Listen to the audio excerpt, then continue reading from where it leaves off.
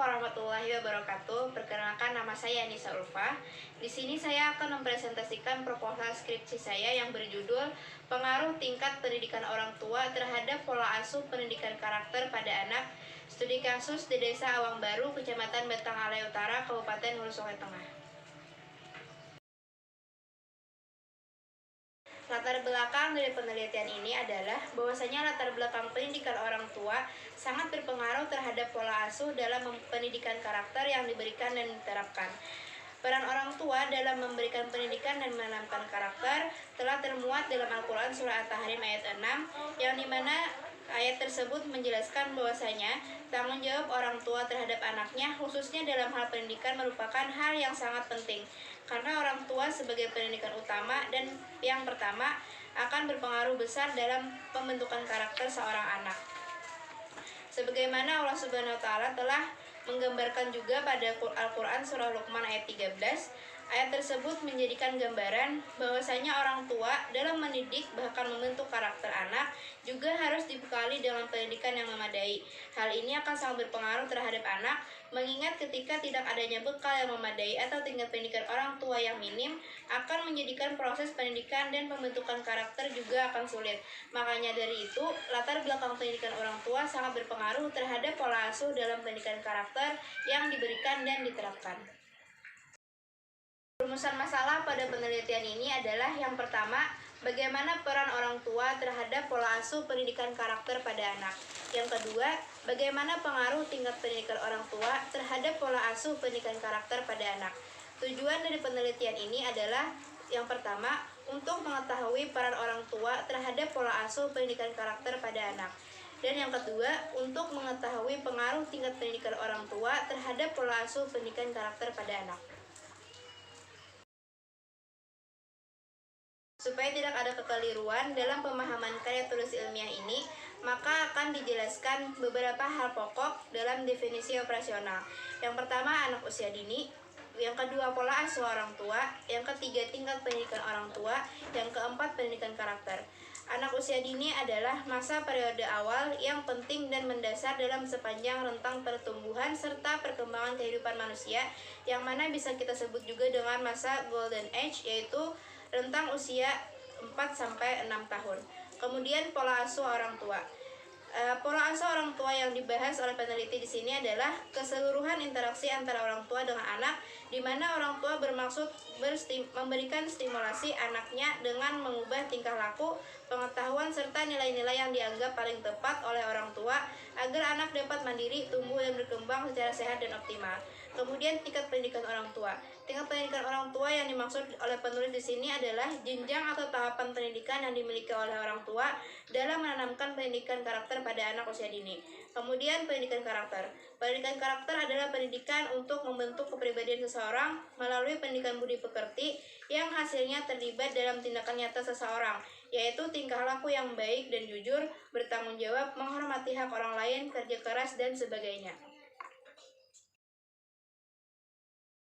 Penelitian terdahulu. Yang pertama, hubungan antara tingkat pendidikan orang tua dengan orientasi pola asuh anak usia dini. Hasil penelitian ini menunjukkan ada pengaruh positif dan signifikan tingkat pendidikan orang tua terhadap pola asuh sebesar 19,1%. Pengaruh positif itu, jika tingkat pendidikan orang tua semakin baik, maka pola asuh semakin baik juga. Sedangkan faktor-faktor lain yang mendukung meningkatnya pola asuh sebesar 80,9%, diantaranya lingkungan, sosial budaya, supervisor, serta lainnya terkait peningkatan pola asuh. Yang kedua, gambaran tingkat pendidikan dan pola asuh ibu pada anak usia dini di Gampong Pantai Gajah, Kecamatan Matang Lumpang 2, Kabupaten Biren. Hasil penelitian ini adalah tingkat pendidikan responden sebagian besar adalah SLTA dan hanya 16,6% yang memiliki tingkat pendidikan sarjana. Semakin tinggi tingkat pendidikan ibu akan berdampak positif terhadap pengasuhan yang dilakukan terhadap anak-anaknya. Yang ketiga, pendidikan karakter dalam perspektif pendidikan Islam. Hasil penelitian yang diperoleh dari munculnya pendidikan karakter justru lebih menampilkan karakter-karakter yang harus dimiliki oleh setiap anak didik, dan sekaligus pendidikan karakter tersebut menguatkan pendidikan Islam. Kemudian yang keempat, pengaruh pola pola asuh ibu terhadap kecerdasan sosial anak usia dini di TK Kenanga Kabupaten Bandung Barat. Hasil penelitian yang diperoleh bahwasanya pola asuh yang diberikan ibu untuk mendidik anak di TK Kenanga merupakan pola asuh demokrasi dan permisif dalam mengembangkan kecerdasan sosial anak usia dini di Bandung Barat. Kemudian yang kelima, peran orang tua dalam meningkatkan pendidikan karakter anak usia dini dalam keluarga. Hasil penelitian ini menunjukkan bahwa nilai-nilai karakter yang diberikan orang tua kepada anak dalam lingkungan keluarga, peran orang tua dalam menularkan pendidikan karakter kepada anak meskipun belum berjalan secara optimal, dan hambatan yang dialami orang tua dalam menerapkan pendidikan karakter dalam keluarga banyak dipengaruhi oleh faktor lingkungan luar rumah. Kemudian masuk kepada pembahasan kajian pustaka. Tingkat pendidikan orang tua besar pengaruhnya terhadap perkembangan rohaniah anak, terutama kepribadian dan kemajuan pendidikannya. Orang tua yang memiliki pemahaman luas dan tingkat pendidikan yang tinggi justru akan lebih belajar dalam memberikan pola asuh anak. Kemampuan orang tua dalam mendidik dan membentuk akhlak anak membutuhkan pengetahuan, wawasan, dan pengalaman pendidikan. Hal ini berarti bahwa tingkat pendidikan orang tua ikut berproses dalam membentuk akhlak anaknya.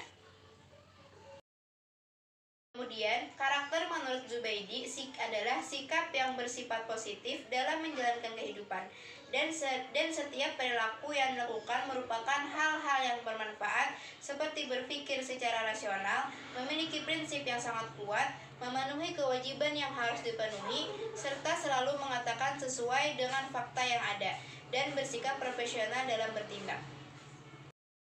Kemudian masuk kepada pembahasan metodologi penelitian.